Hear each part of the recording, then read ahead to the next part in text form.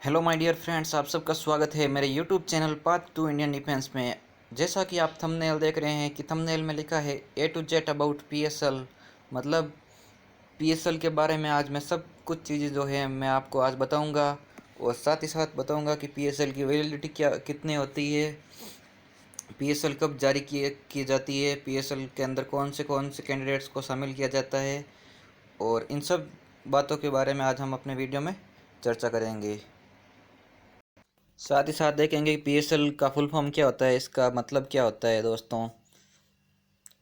Indian air force has released PSL.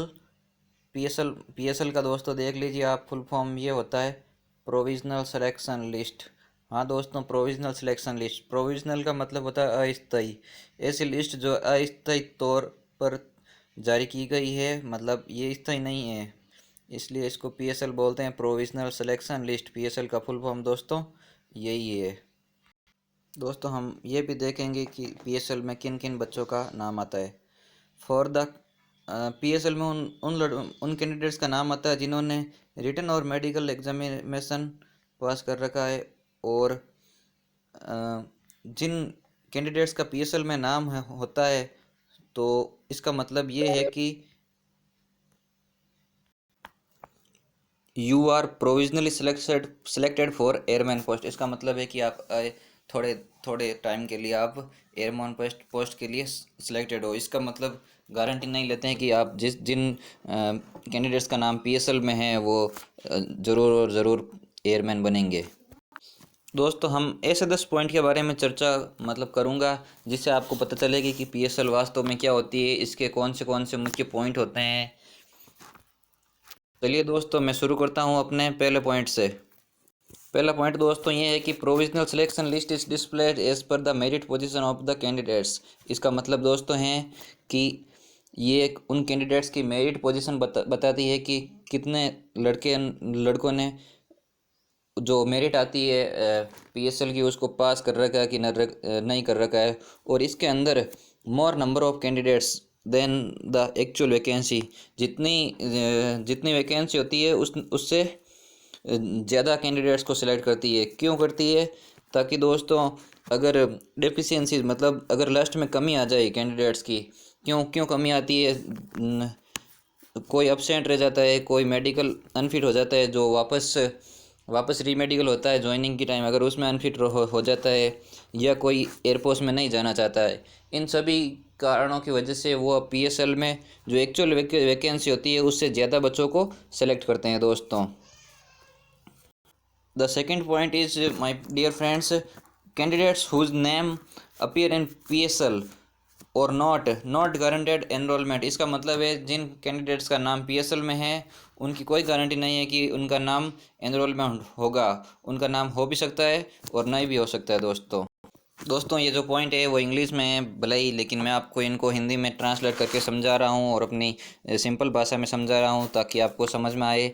दोस्तों तीसरा point है candidates whose candidates whose name do not appear in PSL although have passed the selection test। इसका मतलब दोस्तों जिन candidates का PSL में नाम नहीं है, लेकिन उन्होंने जो मेन एग्ज़ाम होता है एयरफोर्स का उसको पास कर रखा है, इसका मतलब ये इंगित करता है कि they are low in merit, मतलब जो पीएसएल की मेरिट आती है उसको पार नहीं कर पाए, इसकी वजह से उन कैंडिडेट्स का पीएसएल में नाम नहीं है, उनका नाम नॉट इन पीएसएल में होगा दोस्तों, और वो पीएसएल पास नहीं कर चुके हैं दोस्तों। चौथा पॉइंट है दोस्तों एनरोलमेंट लिस्ट होगी वो किन बेसिस पर तैयार की जाएगी, या जो बच्चे एनरोलमेंट होंगे जिनकी नौकरी लगेगी अंत में, वो किन आधार पर लगेगी। Availability of vacancies, medical fitness, और ये भी देखा जाएगा कि वो उस डेट तक जब एनरोलमेंट होगी 21 साल के हुए कि नहीं हुए। वैलिडिटी ऑफ पीएसएल, ये भी दोस्तों बहुत इंपॉर्टेंट है। वैलिडिटी ऑफ पीएसएल मैं आपको वीडियो के लास्ट में बताऊंगा कि वैलिडिटी ऑफ पीएसएल कितनी होती है, कितने महीनों की होती है। अगर आपको दोस्तों मेरा वीडियो अच्छा लग रहा है तो आपको लाइक वाला बटन दबाना है, तथा और अपडेट्स पाने के लिए आपको सब्सक्राइब करना और बेल वाली घंटी को दबाना है दोस्तों। मैं ऐसे ही क्यूरियोसिटी और इन्फॉर्मेटिव वीडियोस आपके लिए बनाता रहूँगा दोस्तों, और जिससे कि आपको कुछ ना कुछ सीखने को मिलेगा दोस्तों। Friends, we will discuss our fifth point. What is the fifth point? Candidates figuring in more one more PSL on same date। मतलब जिन कैंडिडेट्स का नाम एक से अधिक PSL में है और जो एक ही दिन रिलीज हुई हो, तो उनको किस ग्रुप में लेना है ये CASB प्रेसिडेंट तय करेगा, और कि उनको कौन से ग्रुप में जाना है। अगर आपका 2 PSL में नाम है तो इसका मतलब नहीं है कि आपको डबल सैलरी मिलेगी। ये वो उसको एक ही ग्रुप ज्वाइन करना पड़ेगा लास्ट में। और दोस्तों इसके साथ ही साथ अगर कोई कैंडिडेट अपना एक्सप्रेस करता है कि वो अनविलिंगनेस टू ज्वाइन IAF, मतलब वो IAF ज्वाइन नहीं करना चाहता है, तो दोस्तों उसका enrolment is his candidature will get automatically cancel. मतलब उसका एनरोलमेंट हो वो कैंसिल हो जाएगा अगर वो अपनी नहीं जाने की इच्छा व्यक्त करता है। तो छठा पॉइंट ये है दोस्तों, candidates can apply for selection any number of times. मतलब जो एयरफोर्स के कैंडिडेट्स है वो कितनी बार भी फॉर्म भर सकते हैं। इसके लिए 2 चीज़ें आवश्यकता है, qualification with the pass percentage, मतलब उन्होंने 50% अंक टोटल और 50% अंक इंग्लिश में प्राप्त किए हो तो वो कितनी बार भी फॉर्म भर सकता है माय डियर फ्रेंड्स। साथ ही साथ within the permissible age limits, जो एज लिमिट होती है, जो एडवर्टाइजमेंट होता है उसमें साफ साफ लिखा रहता है कि इस डेट से लेकर इस डेट के बीच जो कैंडिडेट्स आते हैं उन्हीं को केवल फॉर्म फिल करना है। तो इस छठे पॉइंट में ये दोस्तों, अगर उसके पास क्वालिफिकेशन है और तथा साथ ही साथ वो उस एज लिमिट के अंदर है जो कि एडवर्टाइजमेंट में होती है, तो वे एयरफोर्स का फॉर्म कितने बार भी फिल कर सकता है दोस्तों। ये था हमारा छठा पॉइंट। इसके बाद हम आगे बढ़ते हैं और अपने 7वें पॉइंट की ओर डिस्कस करते हैं। 7वां पॉइंट ये है दोस्तों, जिन कैंडिडेट का PSL में नाम होता है तथा एनरोलमेंट में नाम नहीं होता है, तो इसका मतलब उनका आगे भी किसी वैकेंसी में, मतलब ये नहीं है कि अगर इस वैकेंसी में नाम नहीं आता तो अगर शायद हो सकता है अगली वैकेंसी में नाम आ जाए, ऐसा नहीं होता है दोस्तों।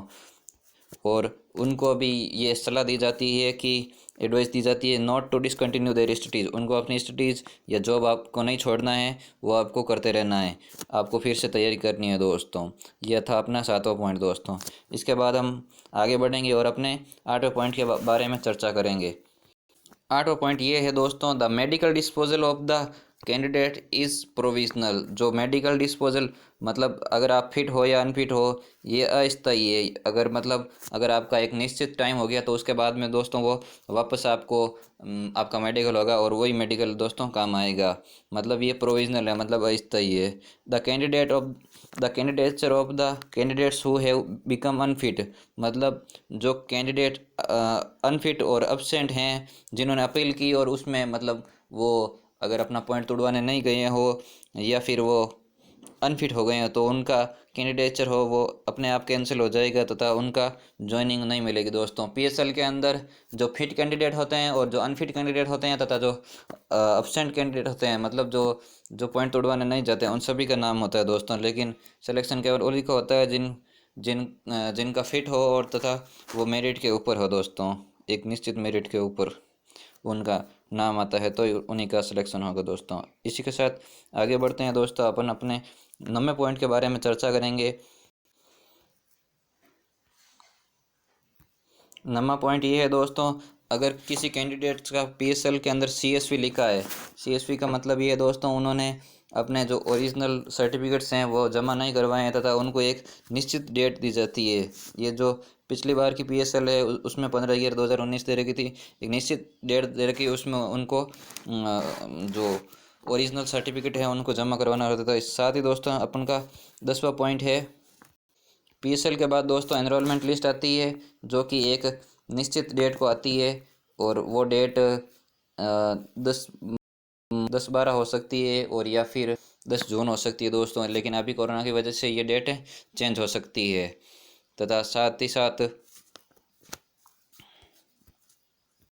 साथ एनरोलमेंट लिस्ट के अंदर कुछ इंस्ट्रक्शंस लिखे होते हैं दोस्तों, जिनको आपको सबको रीड करना होता है और उन्हीं को आपको फॉलो करना पड़ता है, जैसा कि वो आपके इंस्ट्रक्शन एनरोलमेंट लिस्ट के अंदर लिखे होते हैं।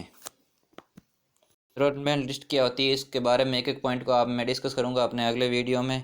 तथा अब आपको मैं एक वैकेंसी की पीएसएल दिखाने वाला हूं कि पीएसएल में क्या क्या होता है, पीएसएल की वैलिडिटी क्या होती है, कितने कैंडिडेट्स का नाम आता है दोस्तों, ये सभी बताऊंगा अभी मैं।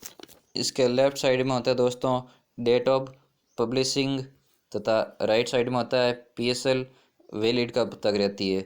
ये देखिए दोस्तों आप 31/10/2019 तथा 30/4/2020, इसमें देखिए आप लगभग दोस्तों 4 महीने का गैप है, फिक्स 4 महीने का गैप है। और तथा लेफ़्ट साइड में रहती है आपकी कट ऑफ। जिन कैंडिडेट्स का इस कट ऑफ के ऊपर नंबर है केवल उन्हीं का एनरोलमेंट होगा, बाकी का नहीं होगा। जो इसके नीचे हैं वो उनका एनरोलमेंट लिस्ट में नाम निश्चित ही नहीं आएगा, उनको वापस से तैयारी शुरू कर देनी चाहिए। तथा साथ ही साथ कुछ पॉइंट्स होते हैं तो पीएसएल में लिखे होते हैं। पीएसएल में आप देख सकते हैं कि इसमें एब्सेंट भी है, फिट भी कैंडिडेट हैं, जो एब्सेंट कैंडिडेट्स मेडिकल के दौरान हैं उनका भी नाम है दोस्तों। इस वैकेंसी में एक्स ग्रुप में से कितने कैंडिडेट सेलेक्ट किए गए हैं दोस्तों, इस वैकेंसी में 3900 कैंडिडेट सेलेक्टेड किए गए हैं, केवल एक्स ग्रुप में, वाई ग्रुप में अलग है दोस्तों। यही था दोस्तों अगर मेरा वीडियो। अगर आपको दोस्तों मेरा वीडियो अच्छा लगा तो इसको लाइक, शेयर और सब्सक्राइब करना है। थैंक यू दोस्तों, मेरा वीडियो देखने के लिए आपका बहुत बहुत धन्यवाद।